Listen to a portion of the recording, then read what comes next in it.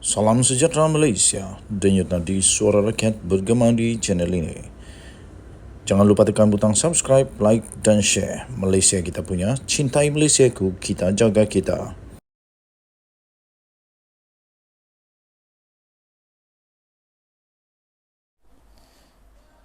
Salam sejahtera Malaysia, denyut nadi suara rakyat bergema di channel ini. Tuan-tuan dan puan-puan yang dihormati sekalian, nampaknya Tun Mahathir semakin terdesak pada usia dia yang semakin menemui Tuhan Yang Esa. Mahathir semakin mengada-ngada, semakin tiba-tiba menjadi-jadi. Tiba-tiba Mahathir seolah-olah dah tak ada harapan lagi. Sampai sanggup buat apa saja, termasuklah dia tak rasa malu lagi lah. Tak rasa malu lagi sampai Mahathir sanggup untuk membelakangkan prinsipnya. Dulu dilaung-laungkannya itu ini. Sekarang dah apa jadi? Terpaksa jilat ludah sendiri. Terpaksa ludah ke langit kena muka sendiri. Terpaksa muntah kat lantai jilat sendiri. Inilah yang terjadi kepada Atok Tun Mahathir yang sekarang sudah dah jadi tua betul-betul, 98 tahun sekarang, dah terlalu tua. Mahathir terdesak naik ke pentas PAS. Tak ada lagi jalan lain, tak ada lagi pilihan lain. Semua orang dah tak nak dengan tak Mahathir. Semua orang dah reject Mahathir. Semua orang dah tak terima Mahathir. Dia pergi sini tak kena terima. Dia pergi sana tak kena terima. Pergi sana tak kena layan. Pergi belakang, depan, belakang, atas, semua dia tak kena layan. Last, satu saja parti yang boleh layan dia, ialah Perikatan Nasional. Dan satu-satunya yang bagi dia peluang untuk berucap, PAS. Sekarang ini, tiba-tiba berkongsi pentas dengan Mahathir. Yang dulunya digelar Maha Firaun. Yang dulunya digelar sebagai manusia yang kejam, zalim dan sebagainya. Tapi sekarang, dua-dua terdesak. PAS pun agaknya terdesak. Entahlah apa PAS yang boleh dapat dengan Mahathir. Adakah Mahathir ini boleh membantu dari segi dana kah? Dari segi bantuan suara kah? Tapi kalau nak cakap pengaruh, saya fikir Mahathir dah tak ada pengaruh. Buktinya, Mahathir ditolak biji-biji, bulat-bulat, mentah-mentah ketika PRU yang lalu. Sebab itu, saya setuju apa yang dikatakan oleh Anwar, yaitu Mahathir sangat-sangat terdesak sehingga sanggup naik ke pentas PAS, musuh ketat Mahathir dulu. Kehadiran Dr. Mahathir berkongsi PAS pada pentas yang sama dengan pemimpin PAS menunjukkan dia terdesak, kata Perdana Menteri Anwar Ibrahim. Saya fikir bukan Mahathir saja yang terdesak, PAS pun terdesak. Perikatan Nasional pun terdesak. Bersatu pun mungkin terdesak. Kerana apa? Bersatu, seperti yang kita tahu, mereka ini terdesak kerana mungkin dah tak ada duit, mungkin saja. Kerana akaun mereka dah kena sita. Nak pakai uang apa untuk buat kempen? Satu-satunya cara mungkin minta bantuan dengan Atok lah. Itu pun kalau Mahathir ada duit. Jadi, saya pun cuba untuk hadam kenapa Mahathir sanggup naik ke pentas PAS dan kenapa PAS sanggup berkongsi pentas dengan Mahathir ni. Rupa-rupanya satu saja yang kita boleh fikir, kedua-duanya terdesak lah. Menurutnya bekas Perdana Menteri itu ketika berkuasa sangat kejam terhadap PAS dan penyokongnya. Itulah yang didakwa oleh PAS. Mereka kata Mahathir ini kejam, zalim dan sebagainya. Tapi sekarang mana? Dah mana suaranya? Kedua-duanya sanggup membelakangkan prinsip, sanggup untuk berpatah arang, sanggup untuk menjilat ludah sendiri semata-mata kerana terdesak. Beliau adalah kumpulan terdesak dan tiada ruang lain untuk dia diheret, katanya. Kalau Rafizi, dia kata itu perkumpulan geng emosi. Lucu jugalah bila Rafizi kata itu geng emosi. Tun Dr. Mahathir orang yang paling kejam terhadap PAS, kata Anwar. Sekolah agama rakyat, mangsa memali, namun kini didukung, disokong. Itu kata Anwar, seperti dipetik oleh Berita Harian pada satu sidang akbar di Gua Musang pada hari ini. Pengerusi Pakatan Harapan itu mengulas kehadiran Dr. Mahathir pada satu ceramah PAS pada Jumaat lalu di Kelantan. Untuk rekod, tragedi Mamali merujuk kepada perselisihan di antara penyokong PAS dan pendakwa Ibrahim Mahmud atau dikenali sebagai Ibrahim Libya dengan pihak polis di Baling Kedah. Pertempuran antara mereka menyebabkan 14 orang awam termasuklah Ibrahim Libya dan 4 anggota polis terbunuh.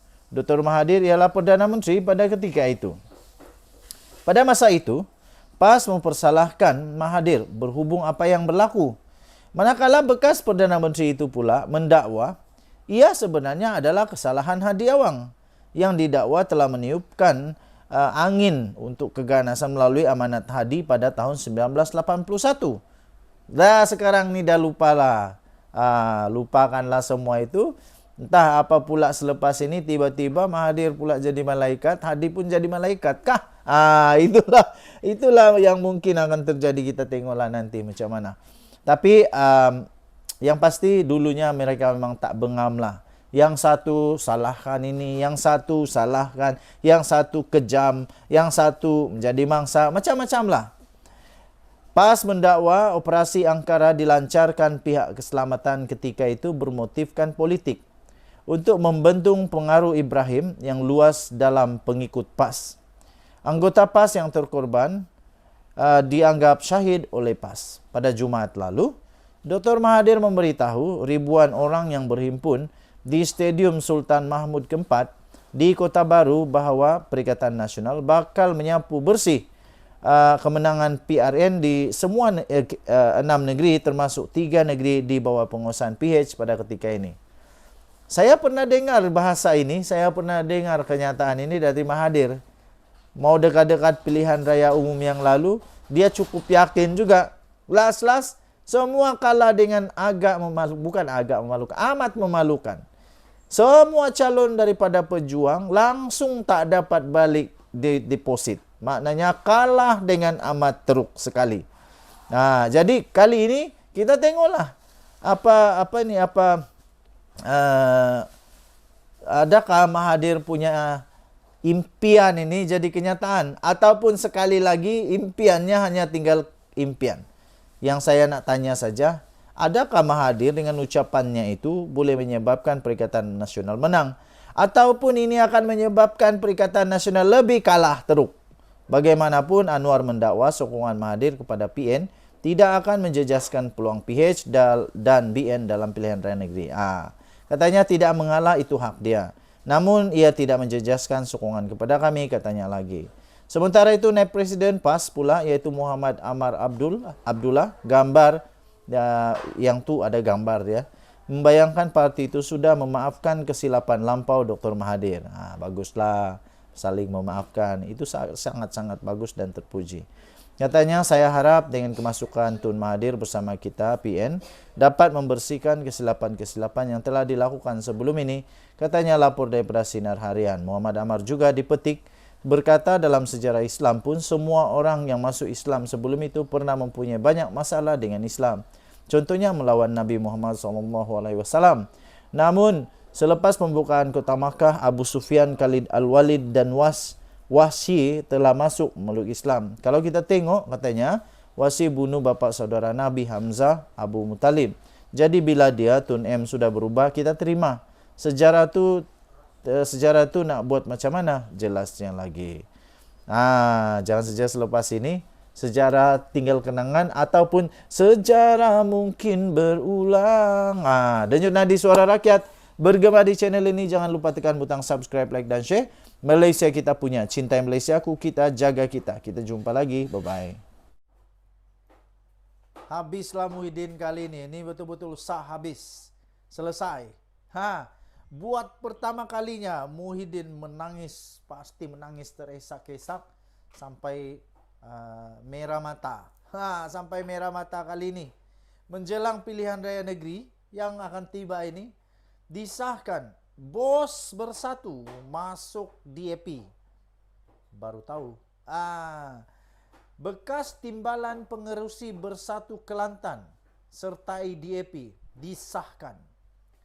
Bekas timbalan pengerusi Bersatu Kelantan disahkan menyertai DAP. Bekas timbalan pengerusi Bersatu Kelantan iaitu Muhammad Zulkifli Zakaria telah menyertai DAP selepas menyerahkan borang keahliannya kepada wakil parti berkenaan malam tadi. Turut bersama-sama dengannya ialah 12 orang penaja cawangan DAP yang akan diwujudkan di Bacok dalam tempoh waktu terdekat. Muhammad Zulkifli berkata ketika ini sudah ada 2 cawangan DAP dalam kawasan Dun Pantai Irama di Parlimen Bacok dan banyak lagi cawangan akan diwujudkan di dalam kawasan Dun Jelawat serta Tawang yang juga berada dalam kawasan Parlimen Bacok. Katanya, kita juga akan turut membantu jentera DAP, Pakatan Harapan yang akan bertanding pada pilihan raya negeri PRN nanti. Katanya pada pemberita selepas majlis penyerahan borang keahlian iaitu kepada pengurusi DAP negeri iaitu Azaha Abdul Rani. Turut hadir adalah Setiausaha DAP Pulau Pinang, Lim Huying. Sebelum ini, semua jawatan yang disandang oleh Muhammad Zulkifli dalam Bersatu gugur secara automatik selepas dia bertanding sebagai calon bebas di Parlimen Bacok pada pilihan raya umum ke-15 PRU 15 tahun lepas. Sementara itu, Azaha berkata pihaknya meletakkan harapan tinggi agar calon dari parti itu diberi peluang untuk bertanding mewakili Pakatan Harapan bagi merebut kerusi Dun Kota Lama pada pilihan raya negeri PRN Kelantan bulan depan. Beliau berkata Dun Kota Lama memiliki kira-kira 38% pengundi bukan Melayu. Justru pimpinan parti di peringkat negeri melihat mereka mempunyai harapan cerah untuk membuat kejutan pada pilihan raya nanti. Bercakap pada media selepas Majlis Ramah Tamah pimpinan DAP Kelantan bersama ahli parti di Kota Baru malam tadi, dia berkata bagaimanapun pihaknya tetap patuh kepada sebarang keputusan pimpinan parti. Pada pilihan raya umum ke-14 PRU 14 yang lalu, calon PAS iaitu Anwar Tan Abdullah memenangi kerusi Dun Kota Lama buat kali keempat dengan hanya majoriti yang cukup kecil, iaitu hanya 1,445 undi untuk menewaskan 4 calon lain termasuk dari PKR dan BN. Semalam Perdana Menteri Datuk Seri Anwar Ibrahim yang juga Presiden PKR dan pengurusi PH ketika mengumumkan senarai calon PKR yang akan bertanding pada PRN di 6 negeri tidak membuat sebarang pengumuman mengenai Dun Kota Lama kerana menurutnya PKR dan Amanah masih perlu berbincang mengenainya. PRN membabitkan Selangor, Negeri Sembilan, Pulau Pinang, Kedah, Terengganu dan Kelantan ditetapkan pada 12 Ogos dengan hari penamaan calon pada 29 Julai. Tahniah diucapkan kepada DAP, habislah Muhyiddin. Selamat tinggal Muhyiddin. Bye-bye. Salam sejahtera Malaysia, denyut nadi suara rakyat bergema di channel ini. Kalaulah Azmin tak lari, ini sah Azmin lari lah ni. Sah Azmin lari. Azmin pergi mana? Ini memang mengejutkan. Azmin lari ke mana?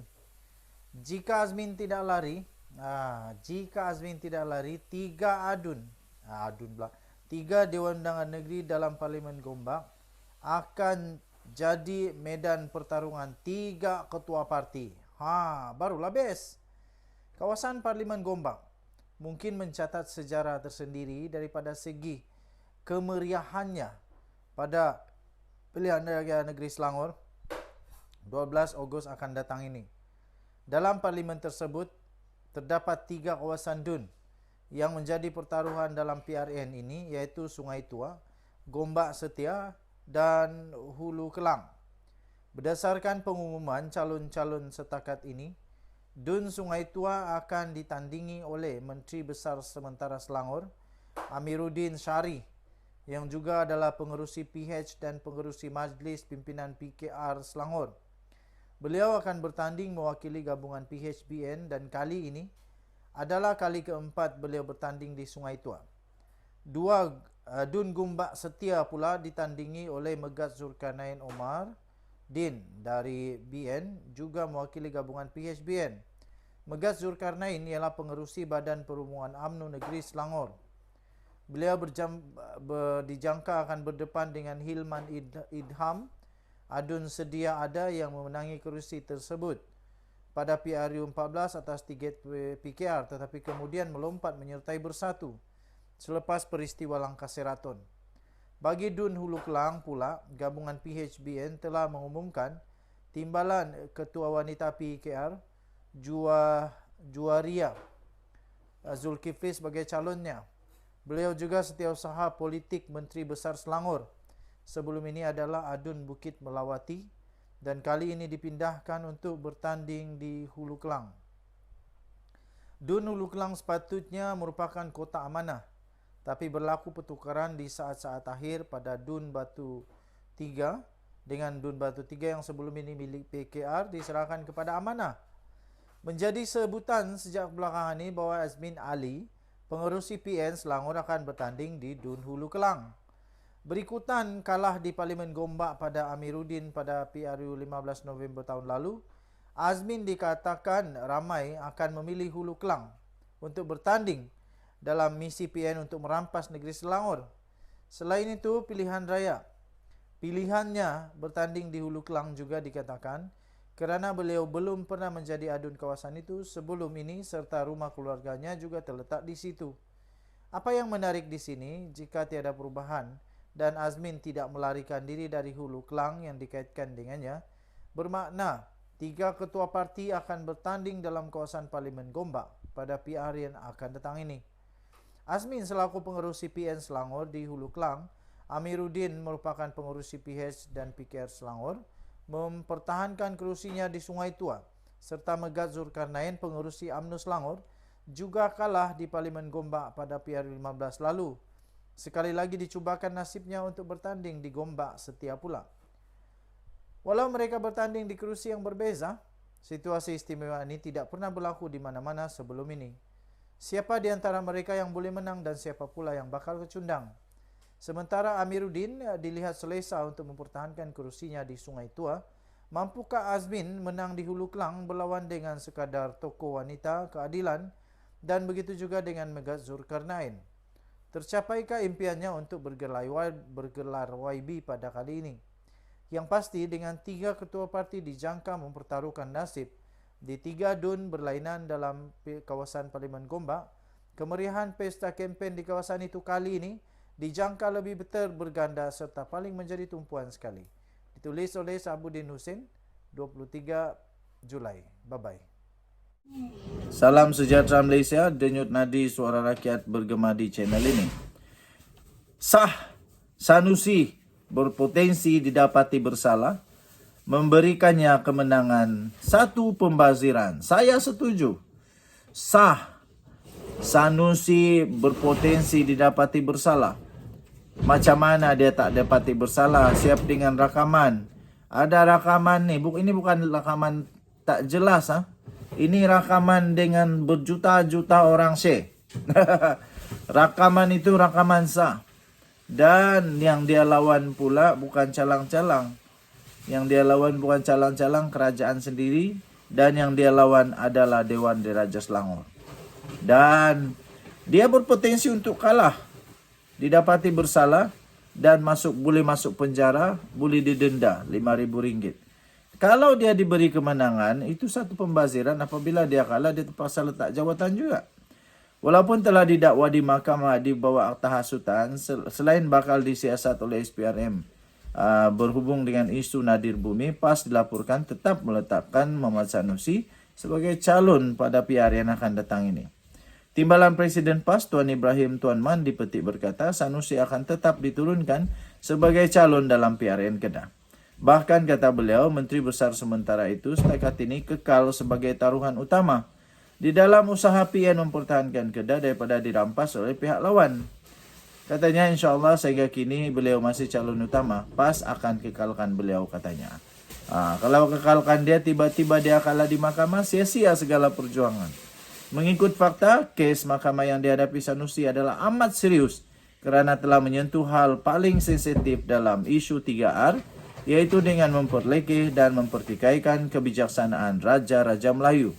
Yang diperlekeh dan dipertikai itu pula bukan setakat seorang raja, tetapi dua raja, yaitu seorang Sultan Selangor dan seorang dalam hal melantik Menteri Besar, dan lagi seorang ialah yang di-Pertuan Agong berkaitan titah penubuhan kerajaan perpaduan. Tidak pernah ada mana-mana pemimpin Melayu hanya didorong oleh kepentingan politik sanggup bersikap celupar serta biadab kepada dua raja sekaligus. Dua raja, satu serentak sebagaimana yang dilakukan oleh Sanusi pada kali ini nih. Belum pernah ada. Ini Sanusi buat satu sejarah lah. Berdasarkan keseriusan dan sensitifnya isu yang disentuh Sanusi itu, selain berdasarkan fakta dan logik akal, agak sukar sebenarnya untuk Sanusi terlepas daripada dikenakan hukuman atas kesalahan yang dilakukannya itu.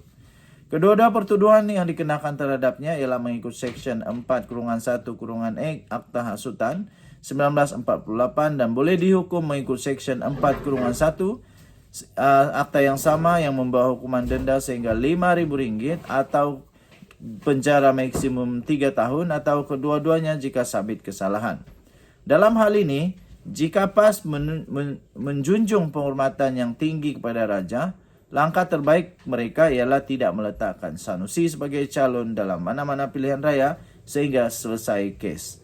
Membenarkan lagi Sanusi bertanding hanya mengundang risiko lebih tinggi kerana jika menang dan kemudian dia dapat bersalah dan didenda melebihi RM2.000 oleh mahkamah, kedudukannya sebagai adun tergugur secara automatik.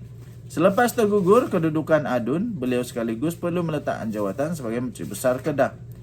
Pilihan seperti itu satu pilihan raya kecil terpaksa diadakan semula. Tidakkah ini satu pembaziran namanya? Untuk mengelakkan pembaziran masa tenaga wang berikutan pendirian PAS tetap juga mahu mengekalkan lagi Sanusi bertanding, kebijaksanaan kini terletak di tangan pengundi-pengundi Kedah. Amat terpuji jika Sanusi tidak lagi diberikan undi kemenangan. Sama ada dengan memberi peluang kepada parti lain untuk memerintah Kedah atau mengalahkannya sebagai adun tetapi kekal memenangkan PAS, maka rakyat negeri itu boleh beroleh menteri besar lain yang lebih berwibawa, tidak merapu dan tidak mencemar institusi raja seperti perlakuan yang memalukan oleh Sanusi itu. Ditulis oleh Sabudin Husin, diterbitkan di sabudin.com.net. Kita jumpa lagi, bye-bye.